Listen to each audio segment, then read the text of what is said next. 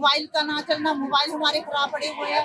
तो इसके हम सरकार से हम ये मांग रखते हैं कि हमें इसमें मोबाइल की जगह जो है लैपटॉप दिए जाए या अन्य कोई सुविधा दी जाए, या काम करने का जो तरीका है वो बदला जाए, या हमें इसमें बहुत परेशानी आ रही है।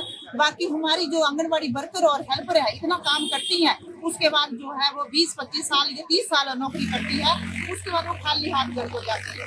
तो हम सरकार से ये मांग रखते हैं कि हमें पेंशन और ग्रेजुएट जो है वो हमें दी जानी चाहिए। अगर सरकार आपकी मांगे नहीं मानती तो आपका अगला कदम क्या होगा? फिर हमारी जो यूनियन का फैसला को देखा जाएगा आगे क्या करना है। हमारी तो यही है कि सरकार से यही गुजारिश है कि हमारी सभी मांगों पर गौर की जाए। आज ये लोग सड़कों पे उतरे हैं, इन्हें कोई शौक नहीं है सड़कों पे उतरने पे, अपने परिवार की रोजी रोटी के लिए ये सड़कों पे उतरे हैं। जो मिड डे मील वर्कर को 4000 वेतन मिल रहा है, जो ये 4000 मिड डे मील वर्कर को मिल रहा है, इनका गुजारा मुश्किल होता है परिवार चलाने में। और जो ये महंगाई है बढ़ती जा रही है, आप सभी को पता है, जैसे कि वर्कर को छंटनी की जा रही है, 25 बच्चों की शर्त है, उस पे भी सरकार रोक नहीं कर रही है। हमारा मिड डे मील वर्कर जो इतने टाइम से 12-12, 13-13 सालों से मिड डे मील वर्कर अपनी नौकरी दे रहा, सेवा दे रहा है, उनको खाली हाथ घर भेजा जा रहा है। सरकार से हमारा अनुरोध है कि हमें साल की 2 वर्दियां मिड डे मील वर्कर को दी जाए, जिसे हमें उसमें टीचर भी हमें परेशान करते हैं कि वर्दियां डाल के हम कैसे डालेंगे, क्योंकि हमें 4000 वेतन मिलता है, उसमें हम अपना परिवार चलाएं या अपनी वर्दियां खरीदें। सरकार आपकी मांगे नहीं मानती तो आपका अगला कदम क्या होगा? हमारा अगला कदम यही रहेगा कि हम चक्का जाम भी करेंगे, हड़तालों पे उतरेंगे, प्रदर्शन करेंगे अगर हमारी सरकारें मांगे नहीं पूरी करती हैं। सर आज पूरे देश में जो है वर्किंग क्लास केंद्रीय टीचर के मान पर पूरे देश में हड़ताल हुई है। उसमें अलग अलग देश में जो है जगह धरने प्रदर्शन रैलियां कर रहे हैं।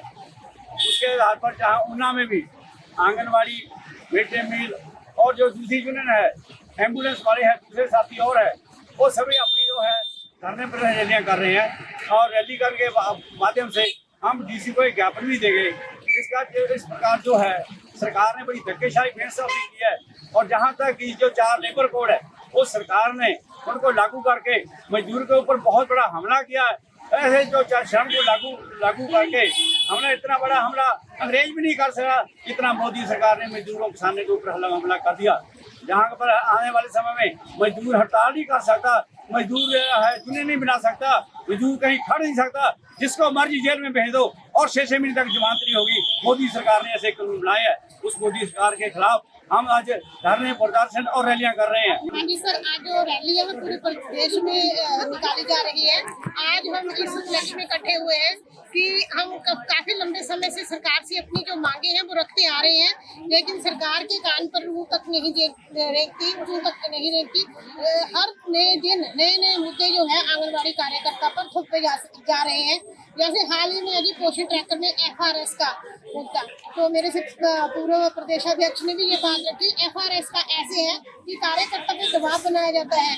हम चाहते हैं कि हमारे से जैसे रजिस्ट्रों में पहले काम लिया जाता था उसी प्रकार काम लिया जाए, हम करने के लिए तैयार हैं। तो जो हमें फोन दिए गए हैं, 2019 से फोन दिए हैं, वो काम नहीं कर रहे। कार्यकर्ता को जब नौकरी पर रखा गया था तो अपने घर का खर्चा करने के लिए उसको मानदेय दिया जाता था, ना कि फोनों की रिपेयर करवाने के लिए। अगर डिप्रेशन में कई कार्यकर्ता जो फोन खराब हो जाता है, किसी अटेंडेंस नहीं जाती है, तो कार्यकर्ता डिप्रेशन में आ जाती है। हाल ही में अभी हमारे पंजाब में संगरूर में एक हमारी कार्यकर्ता है, वो आंगनबाड़ी मीटिंग में आई हुई थी, उसको तरह का टॉर्चर किया गया, तो उसकी जो है हार्ट अटैक से डेथ हो गई। तो हमारी वर्करें की ऐसी उम्र में है जिनको टॉर्चर किया जाता है, ऐसा हम बिल्कुल बर्दाश्त नहीं करेंगे। तो हमारे जो बिल है वो भी टाइम पे नहीं मिलते हैं, तो हमें टाइम से वो भी दिए जाए। तो इसलिए हम सरकार से ये कि हमें हर बिल जो है, हमारे जैसे यूनिफॉर्म के पैसे हैं वो भी साल के जैसे आते हैं, वो साल के साल नहीं आ रहे हैं।